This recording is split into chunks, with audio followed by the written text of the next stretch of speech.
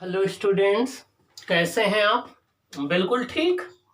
Okay student, अभी previous class में हम लोगों ने देखा कि किसी वायर को स्ट्रेस्ड करने पर या पुल करने पर उसका रेजिस्टेंस कैसे चेंज हो जाता है, उस पर बेस्ड हम लोग न्यूमेरिकल कैसे करें।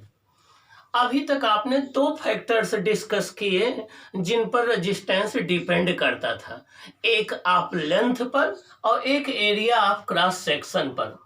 लेकिन अगर हम रेजिस्टेंस के फॉर्मूले में जाएं, R equal to rho L upon A, जहां रो एक प्रोपोर्शनलिटी फैक्टर है, तो इस रो पर कैसे डिपेंड करता है रेजिस्टेंस, इसका डिस्कशन हम लोगों ने नहीं किया है। तो पहले हम जाने कि ये प्रोपोर्शनलिटी फैक्टर जो रो है ये क्या होता है, ये किन बातों पर डिपेंड करता है, इनका क्या नाम है। आइए इसके विषय में डिस्कस करते हैं। रो को resistivity of the material of the conductor बोलते हैं। रो को resistivity of the material of the conductor कहते हैं, या हम उसे specific resistance of the material of the conductor कहते हैं। दोनों में से जो भी आप बोल दीजिए। रो को चाहे आप specific resistance of the material of the conductor कहें या resistivity of the material of the conductor कहें। क्यों स्पेसिफिक कहते हैं ये अभी हम डिस्कस करेंगे। ओके चलो हम एक एक one by one point discussion करते हैं। तो आज का हमारा टॉपिक है resistivity of various materials. Resistivity means resist करने की प्रॉपर्टी। तो रजिस्टिविटी जो है वो रजिस्ट करने की प्रॉपर्टी होती है। किसको रजिस्ट करने की प्रॉपर्टी? करंट के फ्लो को रजिस्ट करने की प्रॉपर्टी होती है। किसकी? मटेरियल की। तो ये एक मटेरियल की प्रॉपर्टी है, याद रखना, ऑब्जेक्ट की प्रॉपर्टी नहीं है। रेजिस्टेंस तो एक ऑब्जेक्ट की प्रॉपर्टी है, लेकिन रजिस्टिविटी एक मटेरियल की प्रॉपर्टी है। तो वो रजिस्टर वायर जिस मटेरियल से मिलकर बना है उस मटेरियल की प्रॉपर्टी है। ओके तो दो तरीके की प्रॉपर्टी होती हैं, एक ऑब्जेक्ट की प्रॉपर्टी, एक उसके मटेरियल की प्रॉपर्टी। जैसे आप कितने गोरे हैं, कितने छोटे हैं, कितने मोटे हैं, कितने बड़े हैं, कितने हाइट के हैं, ये आपके ऑब्जेक्ट की प्रॉपर्टी हो गई। लेकिन आपके अंदर कॉन्फिडेंस कितना है, आपके अंदर एटिकेट कितना है, आपके अंदर जो है सेल्फ मोटिवेशन कितना है, ये आपकी इंटरनल प्रॉपर्टी हो गई। तो वैसे जो रजिस्टिविटी है ये एक इंटरनल प्रॉपर्टी है, ये एक मटेरियल की प्रॉपर्टी है जिससे मिलके वो कंडक्टर बना हुआ है। इस बात को ध्यान रखना है। आइए हम डिस्कस करते हैं कॉन्सेप्ट नंबर 2। ये एल लेंथ का कोई एक कंडक्टर है, ये एल लेंथ का कोई एक कंडक्टिंग वायर है जिसका area of cross section A है, जिसका area of cross section A है। तो इसकी एक macroscopic property, MACRO, macroscopic property, जो कि ऑब्जेक्ट पर डिपेंड करती है, जो कि ज्योमेट्रिकल डायमेंशन पर डिपेंड करती है, R equal to rho L upon A होती है। R equal to rho L upon A है, जहां R क्या है? रेजिस्टेंस ऑफ द कंडक्टर है, और रो क्या है? Resistivity of the material of the conductor है। L क्या है? लेंथ ऑफ द कंडक्टर है। R A क्या है? Area of cross section of the conductor है। अब इसमें हम R जो है L और A पर कैसे डिपेंड करता है ये डिस्कशन ऑलरेडी प्रीवियस क्लास में कर चुके हैं। आज हम रो की बात करेंगे कि रो क्या है, R रो पर कैसे डिपेंड करता है, ये आपको देखना है। रो इज प्रोपोर्शनलिटी फैक्टर। रो क्या है? प्रोपोर्शनलिटी फैक्टर है, जिसको क्या बोलते हैं? Resistivity of the material of the conductor. देखिए यहाँ हमने मटेरियल लिखा है कि जिस मटेरियल का बना हुआ है उसकी प्रॉपर्टी है, या इसका दूसरा नाम specific resistance of the material of the conductor है। इसको स्पेसिफिक रेजिस्टेंस भी कहते हैं। क्यों कहते हैं अभी हम डिस्कस करने वाले हैं। चलो देखते हैं सबसे पहले रजिस्टिविटी को डिफाइन कैसे करें। यहां से R equal to rho L upon A है, तो रो इक्वल टू क्या हो जाएगा? देखिए R इंटू ए हो जाएगा, क्रॉस मल्टीप्लाई कर दिए, R इंटू ए हो जाएगा, अपान यल अपान में चला जाएगा, R इंटू ए अपान यल हो जाएगा। रो इक्वल टू हो जाएगा R इंटू ए अपान यल हो जाएगा। अब अगर हम एरिया ऑफ क्रॉस सेक्शन को 1 मीटर स्क्वायर ले लें, लेंथ को हम 1 ले लें, एरिया ऑफ क्रॉस सेक्शन को 1 ले लें, लेंथ को 1 ले लें, तो देखिए रेजिस्टिविटी कितनी हो जाएगी, rho equal to R into 1 metre square upon 1। तो रो किसके बराबर हो जाएगा, आर के। रो किसके बराबर हो जाएगा, आर के। इसका मतलब आर किस पर डिपेंड करता है, रो पर। आर किस पर डिपेंड करता है, रो पर। और रो किस पर डिपेंड करता है, नेचर ऑफ द मटेरियल पर। तो रेजिस्टेंस भी किस पर डिपेंड करेगा, नेचर ऑफ द मटेरियल पर डिपेंड करेगा। तो रेजिस्टेंस 3 फैक्टर पर डिपेंड करेगा। एक नेचर ऑफ द मटेरियल पर डिपेंड करेगा, एक लेंथ पर डिपेंड करेगा, एक एरिया ऑफ क्रॉस सेक्शन पर डिपेंड करेगा, एक टेम्परेचर ऑफ द कंडक्टर पर डिपेंड करेगा। तो रेजिस्टेंस जो है वो 4 बातों पर डिपेंड करेगा। एक लेंथ ऑफ द कंडक्टर पर डिपेंड करेगा, एक एरिया ऑफ क्रॉस सेक्शन पर डिपेंड करेगा, एक जो है नेचर ऑफ द मटेरियल पर डिपेंड करेगा, एक टेम्परेचर पर डिपेंड करेगा। अब आप देखिए कैसे डिफाइन करेंगे। Resistivity of a material of a conductor, resistivity of a material of a conductor is numerically equal to resistance of a conductor of unit area of cross section and unit length.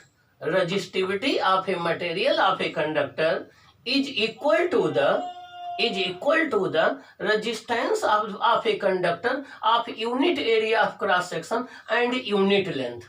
मतलब क्या हुआ कि कोई भी conducting wire अगर हम unit area of cross section और unit length का ले लें तो उसका जो रेजिस्टेंस होगा वो उसकी रेजिस्टिविटी के इक्वल होगा। ये रेजिस्टिविटी की डिफिनेशन हो गई। तो the resistivity of a conducting material of a conducting wire is equal to the resistance of the conductor of unit area of cross section and unit length. ये हो जाएगा रो इक्वल टू आर। अब यहां पर आप चाहे जिस मटेरियल की रेजिस्टिविटी डिफाइन करेंगे, एरिया हमेशा कितना लेंगे, 1 मीटर स्क्वायर, लेंथ हमेशा कितना लेंगे, 1 मीटर लेंगे। इसका मतलब ये एक स्पेशल एरिया और स्पेशल लेंथ के लिए ही डिफाइंड है। इसका मतलब ये एक स्पेशल लेंथ और special area of cross section के वायर का रेजिस्टेंस है, इसीलिए इसका नाम है स्पेसिफिक रेजिस्टेंस। क्या नाम है, स्पेसिफिक रेजिस्टेंस। तो स्पेसिफिक वर्ड इसीलिए आया है क्योंकि इसको डिफाइन करने के लिए आपने एक स्पेशल लेंथ ले रखी है 1 मीटर, एक special area of cross section ले रखा है 1 मीटर स्क्वायर, इसीलिए इसका नाम स्पेसिफिक रेजिस्टेंस है। ओके ओके ये बात समझ में आ गई क्यों स्पेसिफिक रेजिस्टेंस कहते हैं बच्चों।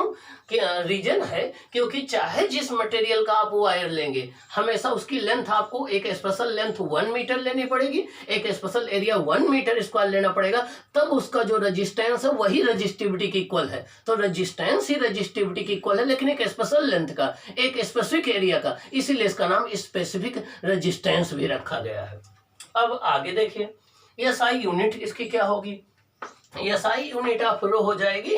देखिए ये है रेजिस्टेंस, रेजिस्टेंस की यूनिट होती है ओम, तो ये हो गया ओम, इसको ओमेगा से डिनोट करते हैं। ये है एमपी, ये है एरिया तो मीटर स्क्वायर हो जाएगा, ये है लेंथ मीटर हो जाएगा, 1 मीटर से 1 मीटर कैंसिल हो जाएगा, ओम इंटू मीटर, क्या ओम इंटू मीटर, क्या ओम इंटू मीटर। तो रेजिस्टिविटी की जो एसआई यूनिट हो जाएगी वो ओम इंटू मीटर हो जाएगी। ओम जो है जॉर्ज साइमन के नाम पर रखा गया है और मीटर मीटर है, तो ओम इंटू मीटर भी इसको, ओम इंटू मीटर इसकी हो गई रेजिस्टिविटी की एसआई यूनिट। अब हम तो रेजिस्टिविटी की एसआई यूनिट क्या है स्टूडेंट्स, ओम इंटू मीटर। क्या है, ओम इंटू मीटर। ओके अब देखें हम डायमेंशन क्या होगी, रो इक्वल टू है R A upon L. R क्या है रेजिस्टेंस, ए क्या है एरिया, एल क्या है लेंथ।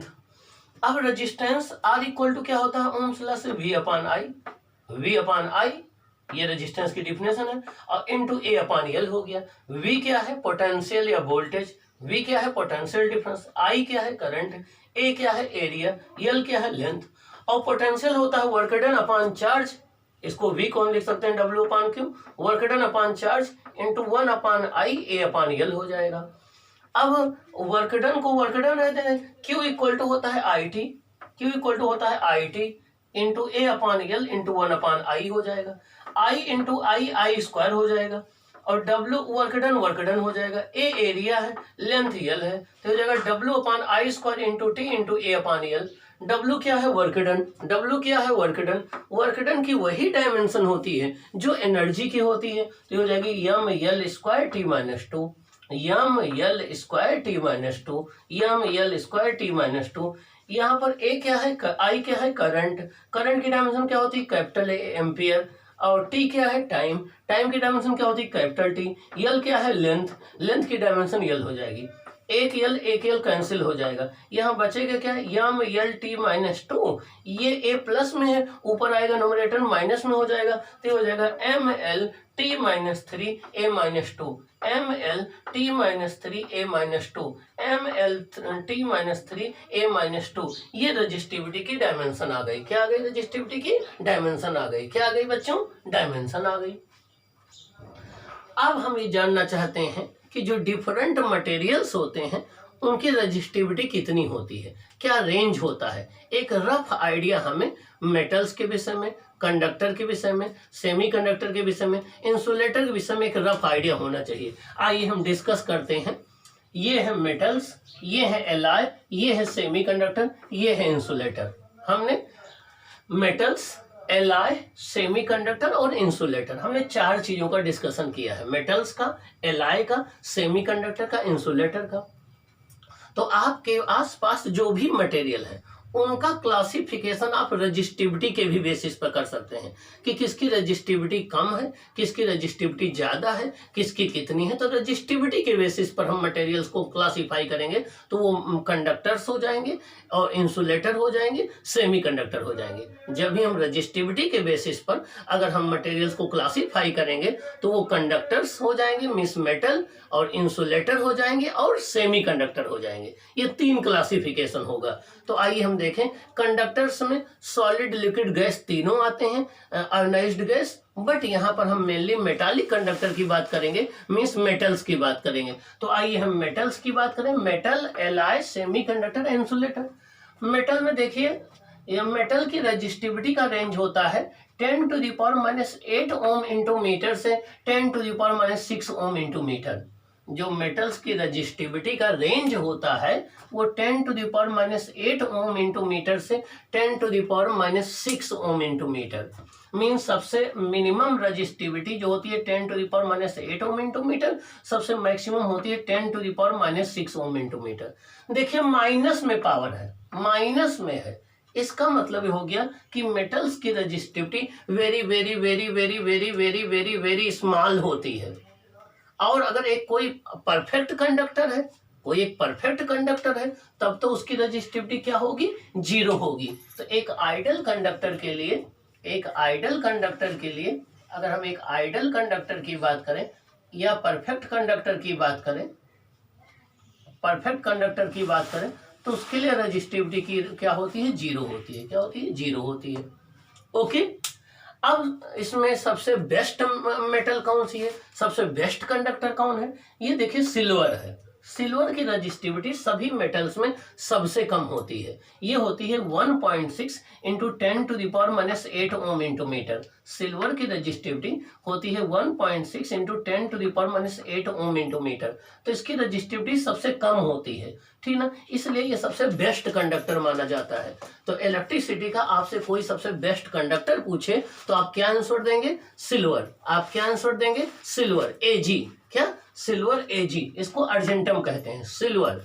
अब क्वेश्चन ये उठता है कि क्यों इसे कहेंगे, क्योंकि इसकी रजिस्टिविटी सबसे स्मॉलेस्ट होती है। सिल्वर के बाद कौन आता है, कॉपर। कॉपर भी गुड कंडक्टर है। इसकी रजिस्टिविटी देखिए है, पावर में दोनों सेम है, बस ये 1.6 है, ये 1.7 है, ये 1.6 है, 1.7 है। फिर कॉपर के बाद भी और भी मेटल्स आती हैं। तो ये तो रहा पहला आपका सिल्वर, जिसकी रजिस्टिविटी सबसे कम है। फिर उसके पास कॉपर है। कॉपर के बाद आपका कौन आता है, एल्युमिनियम आता है। कौन आता है, एल्युमिनियम आता है। सिल्वर हो गया, कॉपर हो गया, कॉपर के बाद एल्युमिनियम आता है। एल्युमिनियम के बाद क्या आता है, टंगस्टन आता है, जो बल्ब के अंदर फिलामेंट में यूज किया जाता है। टंगस्टन के बाद क्या आता है, आयरन आता है। आयरन के बाद क्या आता है, प्लेटिनम आता है। प्लेटिनम के बाद क्या आता है, मरकरी आता है। क्या आता है, मरकरी आता है। तो आपका सिल्वर हो गया, सिल्वर हो गया, कॉपर हो गया, एल्युमिनियम हो गया, आयरन हो गया, टंगस्टन हो गया, फिर आपका मरकरी हो गया। ये इनका सीक्वेंस है।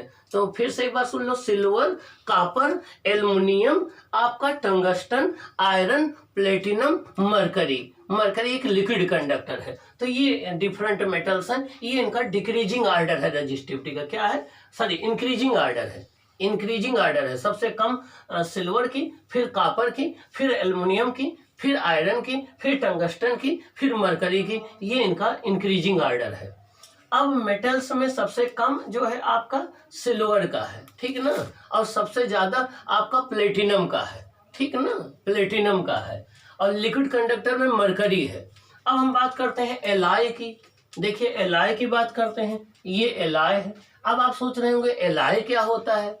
जब दो या दो से अधिक मेटल का एक होमोजीनियस मिक्सचर बना लेते हैं तो उसे हम क्या कहते हैं, एलॉय कहते हैं। जब दो या दो से अधिक मेटल का एक होमोजीनियस मिक्सचर बनाया जाता है तो वो एलॉय कहलाता है। नाइक्रोम है, कांस्टेंटन है, मैग्नीन है, अल्निको है, टिकोनाल है, ब्रास है, ब्रांज है, गन मेटल है, ये सारी की सारी एलॉय हैं। इनवार है, टाइप मेटल हैं, ये जितनी की जितनी सब एलॉय हैं। क्या है, एलॉय हैं।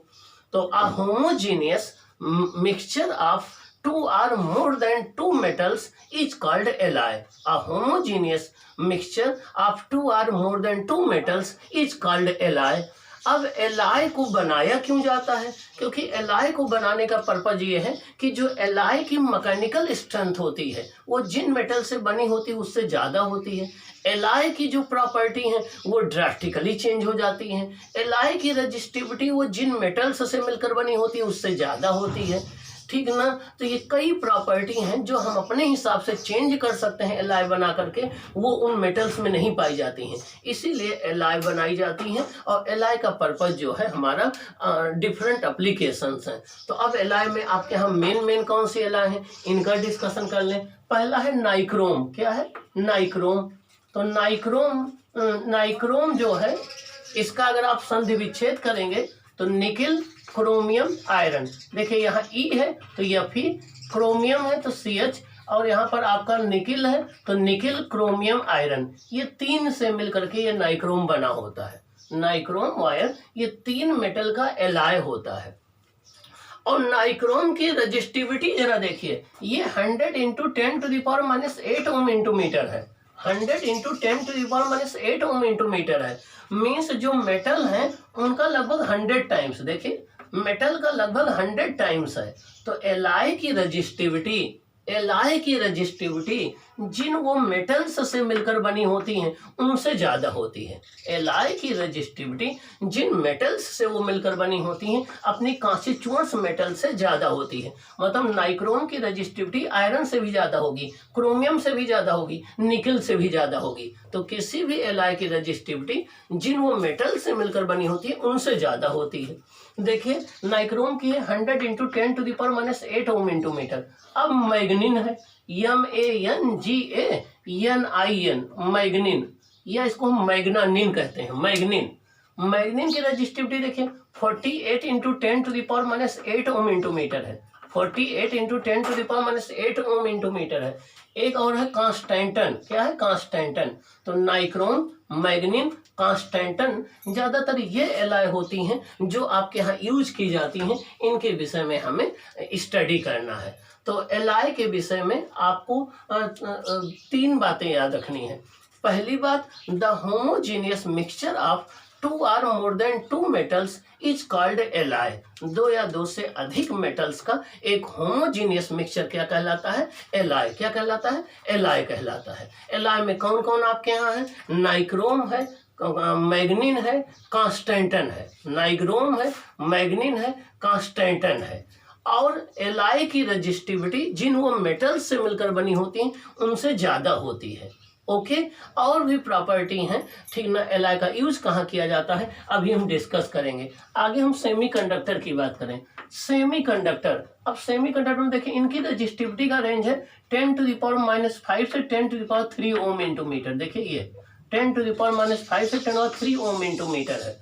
सेमीकंडक्टर में कौन आएंगे, कार्बन जिसको आप ग्रेफाइट कहते हो, कार्बन, जर्मेनियम, सिलिकॉन। तो कार्बन का जो एलोट्रोप्स है जिसको आप ग्रेफाइट कहते हो, ग्रेफाइट कंडक्टर है इलेक्ट्रिसिटी का, उसकी रजिस्टिविटी है 3.5 इंटू 10⁻⁵। जर्मेनियम की है 0.46, सिलिकॉन की है 2300। मतलब सिलिकॉन की रजिस्टिविटी जर्मेनियम से कई गुना ज़्यादा। देखिए आप, सिलिकॉन की ये है, जर्मेनियम की 0.46 है। तो ये आपकी सेमीकंडक्टर की रजिस्टिविटी है। अब आप देखिए सेमीकंडक्टर रेजिस्टिविटी मेटल से बहुत ज़्यादा है। देखिए इनकी 10⁻⁸ है और इनकी 2300 है। तो सेमीकंडक्टर की रेजिस्टिविटी मेटल से मेनी टाइम्स लार्जर होती है। अब इंसुलेटर में देख लीजिए, इंसुलेटर की रेजिस्टिविटी का रेंज होता है 10⁵ से 10⁻16 ओम इंटू मीटर, 10⁵ से 10⁻16 ohm into metre. Pure water की रेजिस्टिविटी है 2.5 इंटू 10⁵ ओम इंटू मीटर।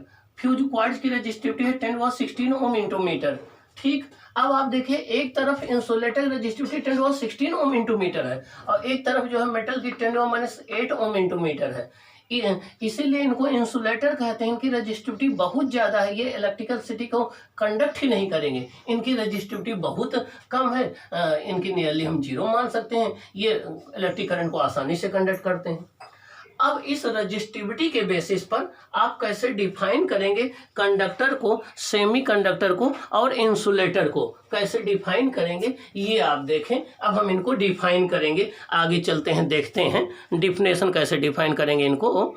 ये आप डिफाइन कैसे करेंगे इसका